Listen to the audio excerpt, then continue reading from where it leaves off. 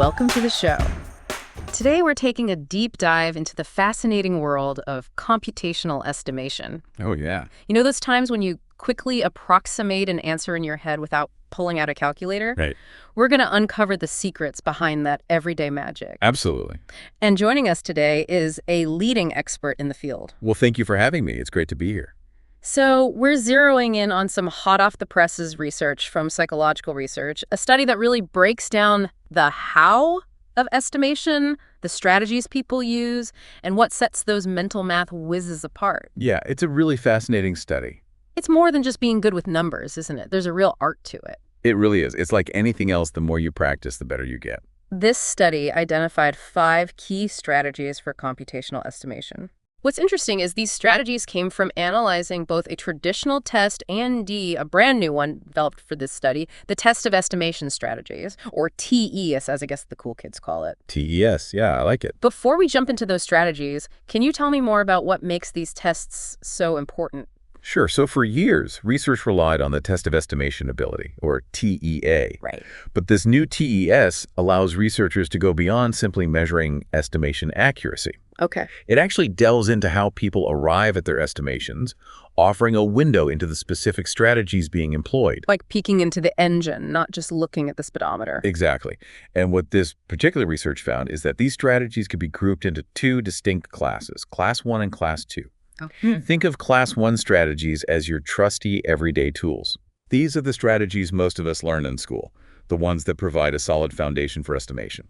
The basics, but important nonetheless. Oh, absolutely. Give us an example of a Class 1 strategy. One common Class 1 strategy is rounding. We've all used it. Imagine you're multiplying 37 by 89. Okay. Instead of doing that mentally, you might round 37 up to 40 and 89 down to 90, making the calculation much more manageable. Right. And that's the beauty of Class 1 strategies. They prioritize simplification to make mental math less daunting.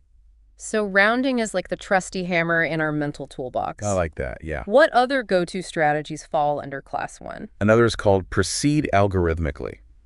It sounds intimidating, but it's simply about using the basic steps of the math problem, but in a simplified way. Yeah. For example, if you're multiplying 48.5 by 10, instead of working it out longhand, you just shift the decimal one place to the right. Right. Simple and effective. Those are definitely strategies I learned in school.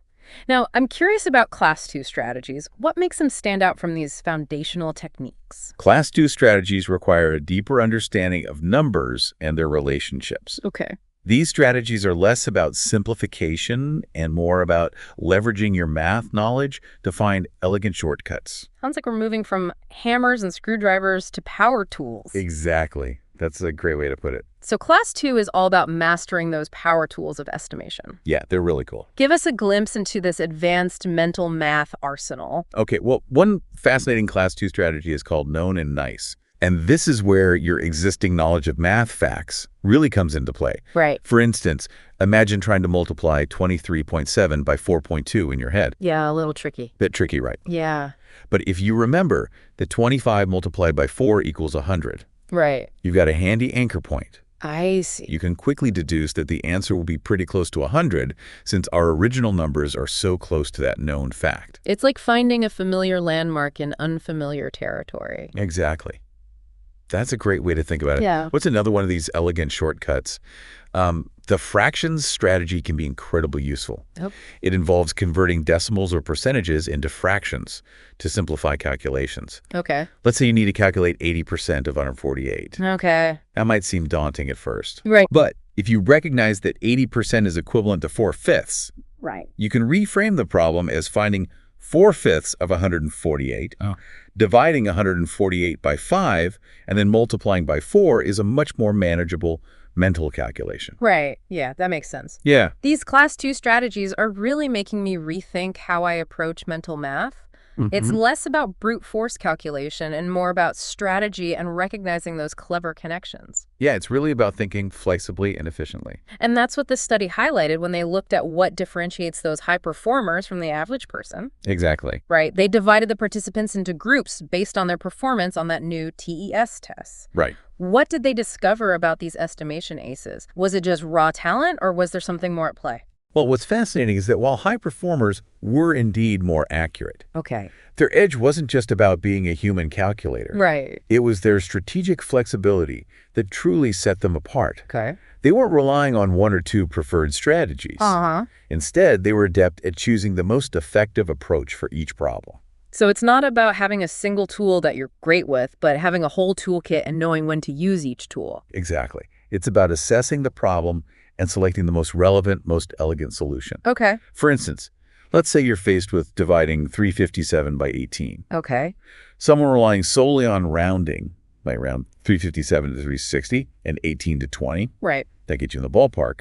But a high performer might recognize that 360 is divisible by 18, providing a more precise and elegant solution. Yeah, that's really interesting. Yeah, it's pretty cool. So it's this strategic agility, this ability to adapt and see those hidden connections that truly distinguishes the high performers. Yeah, absolutely. It makes you wonder if that strategic thinking extends beyond just estimation. And that's where this research takes a truly fascinating turn. Okay. It turns out there's a compelling link between a person's estimation abilities, particularly their strategic breadth and relevance, and their overall math scores on standardized tests like the ACT and SAT. Wait, so how you perform on these quick, in-the-moment estimations actually correlates with your performance on these high-stakes tests? It does. That's a pretty big deal. It is, yeah. It really underscores the importance of developing those flexible estimation skills. Right. It's not just about being good at math in a traditional sense. Okay. It's about cultivating a more nimble and adaptable mathematical mind. That's fascinating. It's like this study is revealing this hidden potential in our brains, Like we have all of this untapped estimation power just waiting to be unlocked. Absolutely. We often underestimate our capacity for mental math. Right. And what's even cooler, at least to me, is that this research uncovered a brand new estimation strategy. Oh, yeah, that was a really interesting finding. One that hadn't even been identified before. It's true. A brand new strategy. That's wild. Tell me more. What is it? They call it partitioning. Mm. It's all about breaking down a problem into smaller, more manageable pieces based on what we call benchmark numbers. Benchmark numbers. Okay, you're going to have to break that down for me. Sure. Think of benchmark numbers as like those friendly, familiar figures that we often use as reference points, Yeah. like 10, 25, 50, 100. Okay, These are numbers that our brains naturally gravitate towards. I get it. So with the partitioning strategy, instead of trying to wrangle a large, unwieldy number, you break it down into chunks that relate to these benchmarks. So can you give me an example? I'm a little lost, to be honest. Absolutely. Let's say you're trying to calculate 762 divided by 48 in your head. Okay. Not the easiest, right? Right. But using partitioning, you might notice that 48 is pretty darn close to 50. True.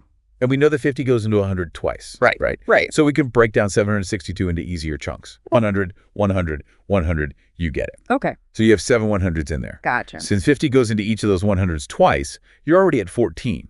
Okay. Then you just have that remaining 62 to deal with. Okay. Essentially, you're using your knowledge of how 50 relates to 100 to break down a larger problem into bite-sized pieces. That's really interesting, like using mental building blocks to get to the answer. Exactly.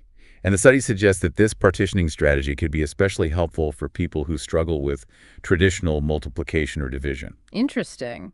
It provides this alternative pathway to the solution, That's really cool. So we've uncovered these distinct classes of estimation strategies, explored the link between estimation skills and broader mathematical thinking, and even unearthed a brand new strategy. And all in, one deep dive. All in one deep dive. It's pretty amazing stuff. What an incredible journey. It really is.